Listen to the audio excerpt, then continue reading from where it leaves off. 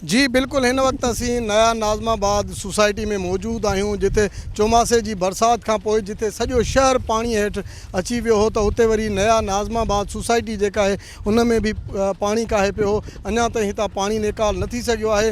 हितां जा जेकी पाक फ़ौज जा जवान पाक नेवी जा जवान जेके आहिनि वॾे अंग में हिते पहुतल आहिनि। तक़रीबन 8 खां 10 जेके आहिनि हिते मोटरूं वग़ैरह लॻायूं वयूं आहिनि पाणी हितां निकाल थिए। मुंहिंजो कैमरामैन अव्हांखे ॾेखारे सघे त हिन वक़्तु असीं ॿेड़े ते सफ़र कयूं पिया। ही असीं ॿेड़े ते वञूं पिया। ही साम्हूं घर आहिनि सोसाइटी वग़ैरह आहे।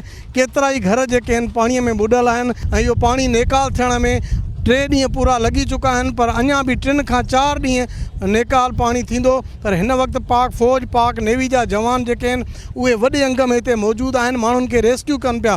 जेकी माण्हू घरनि में फाथल हुया उन्हनि माण्हुनि खे हिननि ॿेड़नि ज़रिए रेस्क्यू करे ख़ुश्क जॻह ते आंदो वञे पियो ऐं उतां वरी उन्हनि खे खाद खुराक ॾिनी पई वञे ऐं उन्हनि जे रहाइश जो बंदोबस्तु कयो वियो आहे। असांजी केतिरे हद ताईं हिते जेके माण्हू रहंदड़ आहिनि अलाटीज़ आहिनि जेके हिननि घरनि में रहंदड़ हुया उन्हनि सां असांजी ॻाल्हि ॿोल थी आहे। उन्हनि जो चवणु आहे त जीअं ई चौमासे जी बरसाति शुरू थी आहिस्ता आहिस्ता पाणी अचणु शुरू थी वियो जंहिंजे करे हू 3 कपिड़नि में पंहिंजे ॿचिड़नि खे सिर्फ़ु ॿाहिरि कढी वापसि पहुता आहिनि ऐं घरनि में अञा ताईं उन्हनि जे घरनि में सामान पियो आहे।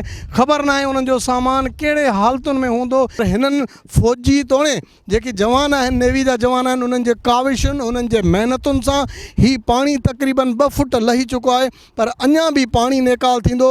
8 मोटर लॻल आहिनि पर हिन वक़्तु चूंडियल नुमाइंदो कोई बि हिते न पहुतो आहे। पंहिंजी मदद पाण तहत ई अलाटीज़ जेके आहिनि उहे हिननि जवाननि सां गॾु जेको आहे सो मदद कनि था पिया। हिननि सां गॾु बीठा आहिनि ऐं हीउ पाणी निकाल थिए पियो। जेकॾहिं हीउ पाणी सही तरीक़े सां निकाल थियो मां सम्झां थो त 2 खां 3 ॾींहंनि ताईं हीउ पाणी मुकमल तौर हितां निकाल थी सघे थो। जी।